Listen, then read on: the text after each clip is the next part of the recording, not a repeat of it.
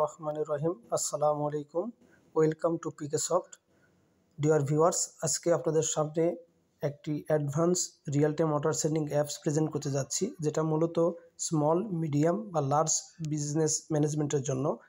কোম্পানির যে sales representative যারা আছেন, যারা মার্কেটে অর্ডার কালেকশন করেন, কোম্পানির সেলসটাকে ইনফ্লুয়েন্স করেন, সেলসের গতিকে ধরে রাখেন, এই অ্যাপসটা তাদের জন্যই মূলত।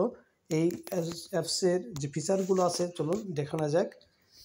শুরুতেই অ্যাপসে আমরা লগ ইন করছি। অ্যাপসে এমপ্লয়ির আইডি এবং পাসওয়ার্ড দিয়ে জাস্ট লগ ইন করলাম।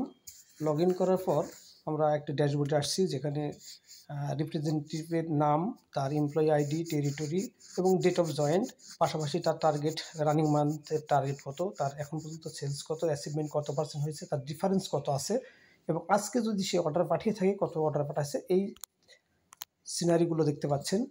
তো পাশাপাশি সবচেয়ে বড় অ্যাডভান্টেজ হচ্ছে এই অ্যাপসের মাধ্যমে আপনি আপনার কর্মীর অ্যাটেন্ডেন্সটাকে মেনটেন করতে পারবেন, তার রিয়েল টাইমটাকে ট্র্যাকিং করতে পারবেন।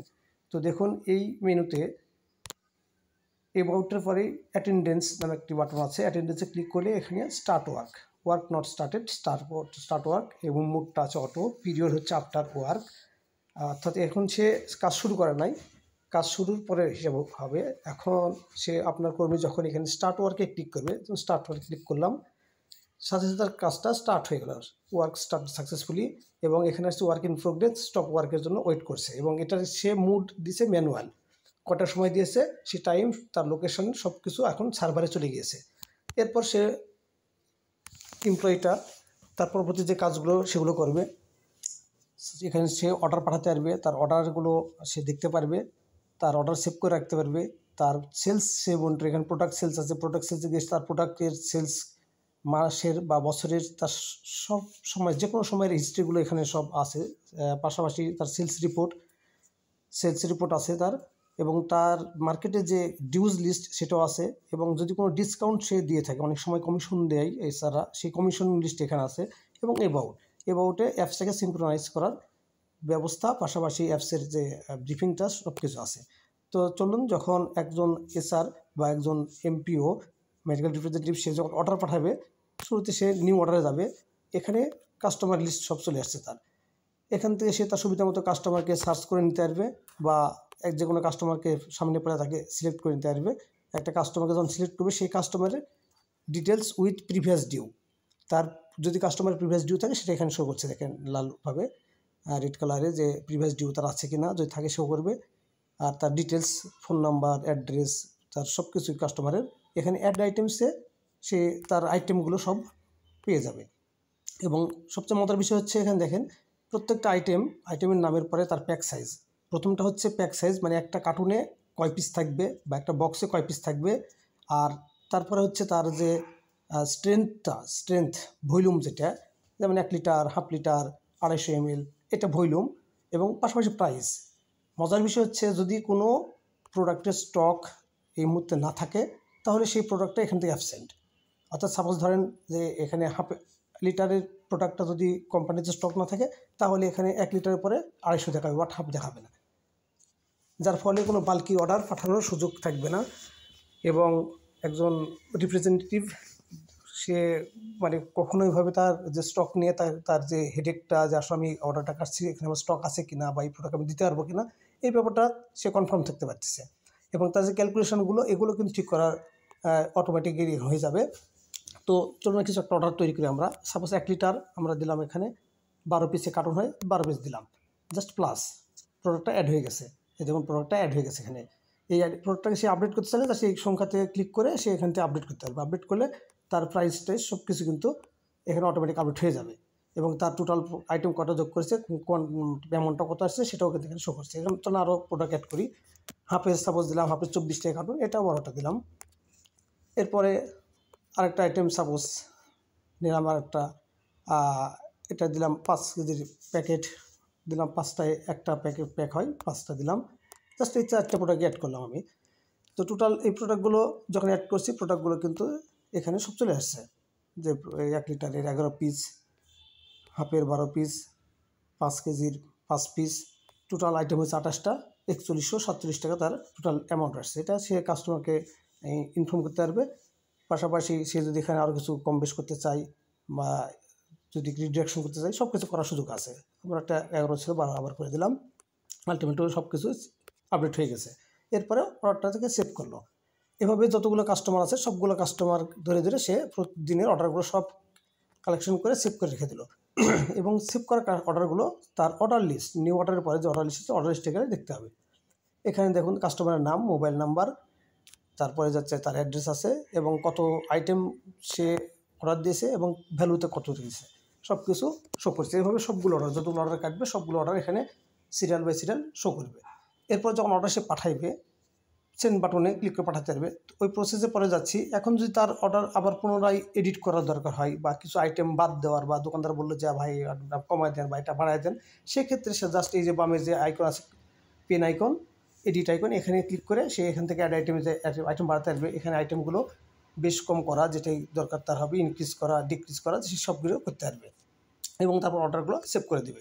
সেভ করার পর অর্ডার যখন সে সেন্ড করবে তখন তো সেন্ড বাটনে যাবে অ্যান্ড ডেলিভারি ডেট, যেমন আজকে অর্ডার কাটছে, ডেলিভারি কবে হবে, আগামীকাল, সিম্পলি। সো এখানে ডেলিভারি ডেটটা সে সিলেক্ট করে দেবে আগামীকালের, দিয়ে অর্ডারটা ওকে করে দিল, যেমন সেন্ড। আলটিমেটলি অর্ডারটা আগামীকালের ডেটে সেন্ড হয়ে গেছে।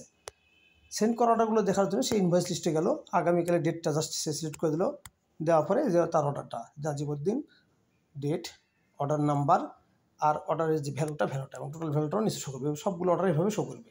এবং যদি সে অর্ডার নাম্বারে ক্লিক করে তাহলে দেখতে হবে সে কী কী অর্ডার দিয়েছিল, কয় পিস, যাবতীয় সব ডিটেলস সে এখান থেকে দেখতে পাচ্ছে। তো এরপরে আসেন আমরা প্রোডাক্ট সেলসটা একটু দেখি। যে একটা ছেলে কাজ করছে, তার কিন্তু সারাদিনের সে সারাদিন বা তার মাসের যে টার্গেট আছে, তার সে টার্গেটগুলো তো তাকে অ্যাচিভ করতে হবে। সো তার হিসাব থাকা দরকার।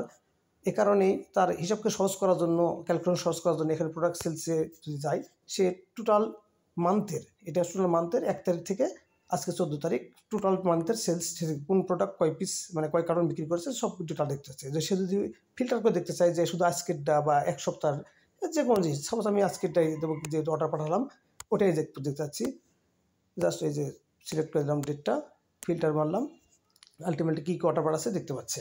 আবার যদি সে পিছনের কোনো মাসে দেখতে চায়, যে মাস না তার আগের কোনো মাস দেখবে, জাস্ট রিকোয়ার্ড তারিখটা সে সিলেক্ট করে দিয়ে ও যদি ফিল্টার করে ওই তারিখের মধ্যেকার তার যে প্রোডাক্ট ওয়াইজ সেলস সেটা সে দেখতে পাবে। এটা গেল প্রোডাক্ট ওয়াইজ সেলস। এরপর সেলস রিপোর্ট, তার তো টার্গেট আছে, পারফেক্ট সেলস আছে, সো তাকে তো এটা অবশ্যই অল টাইম ক্যালকুলেশন রাখতে হয়, নলেজ রাখতে হয়। এখানে দেখেন আমরা যখন সেলস রিপোর্টে গেলাম, ডাইরেক্ট সেলস রিপোর্টে যাওয়ার পর এখানে আমার সে টোটাল ইয়ারলি মান্থ ওয়াইজ সেলসগুলো শো করছে। যেমন জানুয়ারি, ফেব্রুয়ারি, মার্চ, তার টার্গেট কত, সেলস কত, অ্যাচিভমেন্ট কত পার্সেন্ট, এবং সবার নিচে দেখেন একবার ফুটারে এখানে কিন্তু টোটাল তার টোটাল ইয়ারলি টোটাল যে টার্গেট, টোটাল সেলস, টোটাল যে ইয়ারলি অ্যাচিভমেন্ট সবগুলো ক্যালকুলেশন এখানে আছে। এখন যদি প্রিভিয়াস কিছু দেখতে চাই, জাস্ট এখানে ক্লিক করে উপরে ইয়ার, যে সিলেক্ট ইয়ারে ক্লিক করে পিছনে বছর সিলেক্ট করে দিলে অটো পিছনে বছরের যে কয় মাসে তার সেলসের ডাটা সবগুলো এখানে শো করবে।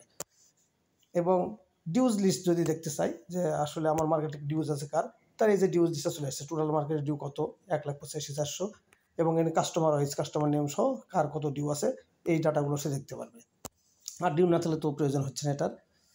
এবং দিন শেষে সে যখন কাজ শেষ, সেই সময় জাস্ট অ্যাটেন্ডেন্সে গিয়ে তার ওয়ার্কটাকে স্টপ করে দেবে, স্টপ ওয়ার্ক করে দিলে আলটিমেটলি অ্যাপস ওটাকে সফটওয়্যারে সার্ভারে স্টপ হিসেবে কাউন্ট করবে এবং সে এখান থেকে বেরিয়ে আসলো।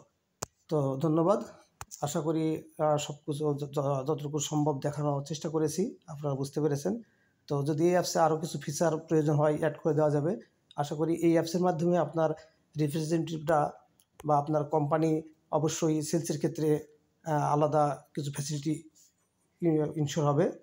পাশাপাশি একটা বিষয় বলে রাখি, এটা রিয়েল টাইম অর্ডার সেন্ডিং অ্যাপসের পাশে ট্র্যাকিং সিস্টেম চালু থাকার কারণে সবচেয়ে বড় বেনিফিট হচ্ছে আপনার কোনো কর্মী লোকেশন অফ করে অ্যাপসটাকে কোনো ইউজ করতে পারবে। সাপোজ আমি এখন এই অবস্থানে আছি অ্যাপসের, যে কোনো জায়গাতে যাচ্ছি আমি ইউজ করতেছি, প্রবলেম নেই। বাট আমি যদি লোকেশনটাকে অফ করে দিই, লোকেশন অফ করে দিলাম, দেওয়ার পর আমাকে অ্যাপস আলটিমেটলি বের করে দেবে। আমি কোনোভাবেই এখানে আমি আর কোনোভাবেই প্রবেশ করতে পারবো না।